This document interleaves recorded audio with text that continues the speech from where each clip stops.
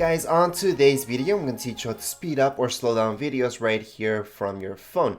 Alright, so we are on our YouTube app and we have this video playing. So we're just going to play it out, and that's the regular speed. Now if I want to slow it down, up here on the top right hand side you guys will see those three dots. Just click right there, or tap right there I should say, and then go into playback speed, which is down here.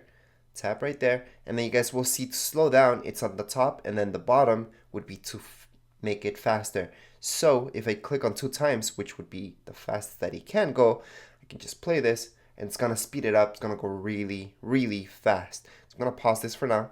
I'm gonna slow it down. All right, so playback speed, I'm gonna slow it down to the max that it can, so that would be 0.25 times, and there we go. So this is actually slow it down to the max that it can. Now obviously you guys can go anywhere in between, so if I go back up there, I can go, let's say 0.50, or I can speed it up but not all the way. I can speed it up maybe up to 1.5 and so on. So it depends what speed you guys want, and that's how you guys do it right here on your app on YouTube.